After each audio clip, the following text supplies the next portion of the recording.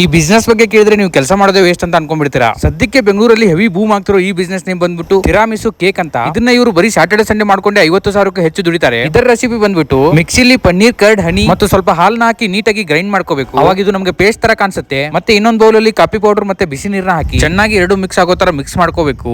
ಆಮೇಲೆ ಒಂದು ಬ್ರೆಡ್ ಅನ್ನ ತಗೊಂಡು ಅದರಲ್ಲಿ ಫುಲ್ ಆಗಿ ಎದ್ದಬೇಕು. ನೆಕ್ಸ್ಟ್ ಆ ಬ್ರೆಡ್ ಅನ್ನ ತೆಗೆದು ಒಂದು ಚಿಕ್ಕ ಬಾಕ್ಸ್ ಅಲ್ಲಿ ಹಾಕೋಬೇಕು. ಇದೇ ತರ ಸೇಮ್ ಎರಡು ಬ್ರೆಡ್ ಗಳನ್ನ ಮಾಡ್ಕೋಬೇಕು. ಇನ್ನೊಂದು ಬ್ರೆಡ್ ಅನ್ನು ಅದೇ ತರ ಕಾಫಿ ಪೌಡರ್ ಅಲ್ಲಿ ನೆನೆಸಿ ಆ ಒಂದು ಚಿಕ್ಕ ಬಾಕ್ಸ್ ಅಲ್ಲಿ ಹಾಕೋಬೇಕು. ನೆಕ್ಸ್ಟ್ ಅದಕ್ಕೆ ಮಿಕ್ಸ್ ಮಾಡ್ಕೊಂಡಿರುವಂತ ಪೇಸ್ಟ್ ನ ಒಂದು ಲೇಯರ್ ತರ ಹಾಕೋಬೇಕು. ಜಾಸ್ತಿ ಖಾಲಿ ಮಾಡಕ್ ಹೋಗ್ಬೇಡಿ, ಸ್ವಲ್ಪನೇ ಹಾಕೊಳ್ಳಿ ಮತ್ತು ಅದನ್ನ ಕರೆಕ್ಟ್ ಆಗಿ ಲೆವೆಲ್ ಮಾಡ್ಕೊಳ್ಳಿ. ಮತ್ತು ಅದಕ್ಕೆ ಇನ್ನೊಂದು ಲೇಯರ್ ಬ್ರೆಡ್ ನ ಅದೇ ತರ ಮಾಡಿ ಅದೇ ತರ ಇನ್ನೊಂದು ಲೇಯರ್ ಬ್ರೆಡ್ ನ ಹಾಕೋಬೇಕು. ಮತ್ತು ಅದಕ್ಕೆ ಇನ್ನೊಂದು ಲೇಯರ್ ಪೇಸ್ಟ್ ನ ಹಾಕಿ ಕರೆಕ್ಟ್ ಆಗಿ ಲೆವೆಲ್ ಬರೋ ತರ ಮಾಡಿ ಮೇಲೆ ಕೊಕ್ಕೋ ಪೌಡರ್ ಅನ್ನು ಸ್ಪ್ರಿಂಕಲ್ ಮಾಡ್ಕೋಬೇಕು.